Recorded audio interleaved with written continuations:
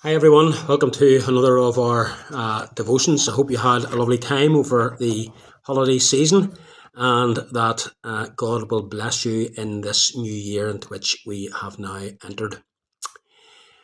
Little Jack Horner sat in his corner, eating his Christmas pie. He stuck in his thumb, he pulled out a plum and said, "What a good boy am I."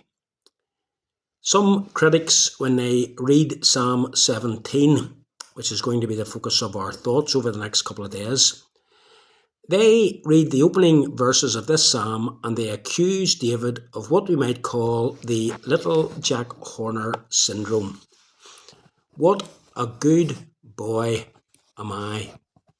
However, these verses have to be read and they have to be understood in the context of the verses that follow, especially verses 9 to 12 and verse 14. And for that reason, I want us to begin our study of Psalm 17 this morning by looking at the middle section of the psalm, starting there rather than starting at the beginning.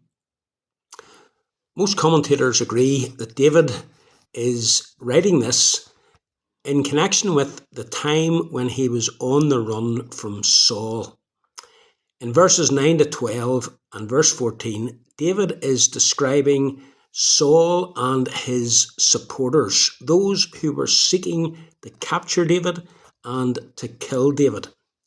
They were accusing David of all sorts of things like disloyalty to the king, seeking to overthrow Saul, wanting to claim the kingship for himself, accusations which were not true.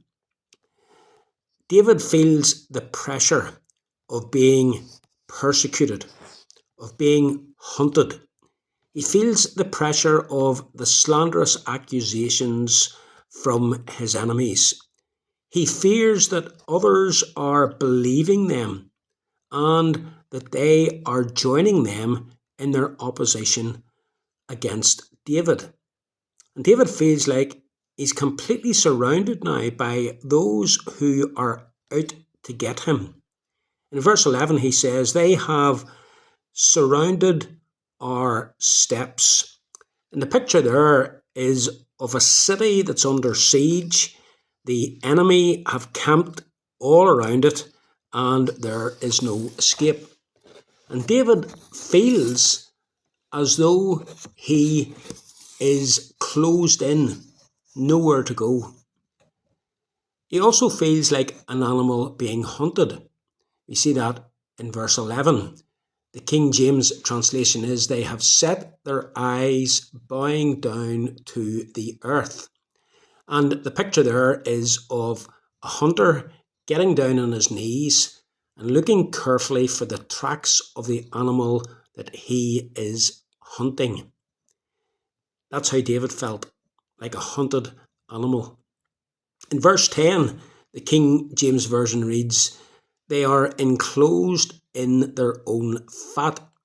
This is a Hebrew way of saying that they are totally worldly in their motivation, wanting to maintain and secure all the good things in life that they already possess, or alternatively, wanting to increase their position, their power, their popularity, their finances. In other words, the motive of those who are pursuing him is completely carnal and worldly. The ESV translation of verse 10 is, "They close their hearts to pity." In other words, they are merciless and callous. They have shut off all feelings of sympathy and compassion towards David. In verse 12, he likens his opponents, his enemies, to a lion stalking its prey. A lion, when it goes after its prey, is always alert, always watching for the best opportunity to pounce on its victim so that it does not escape. One writer has said, "Mad, crazed, both with pride and for power, they will do all they can to slander, slay David, because He is a threat to their own positions and possessions. Of course, it was no surprise to David that he was being targeted. No surprise to him that he was being attacked by such people.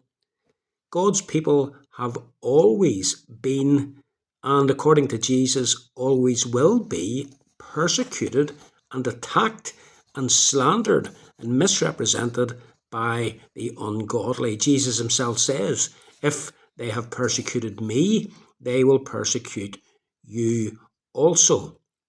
And just like David, our Lord himself had many enemies, people who slandered him, people who brought false accusations against him, people who watched his every move and sought to capture him and to destroy him. And we who are followers of Jesus shouldn't be surprised when people who have no interest in the things of God, no time for God, who only live for the things of this world, oppose us.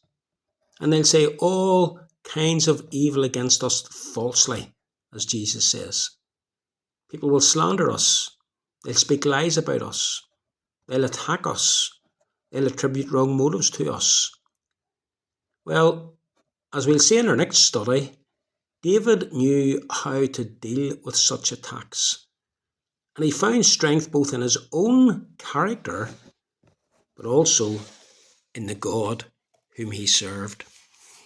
And we'll look at that, God willing, in our next study. Every blessing.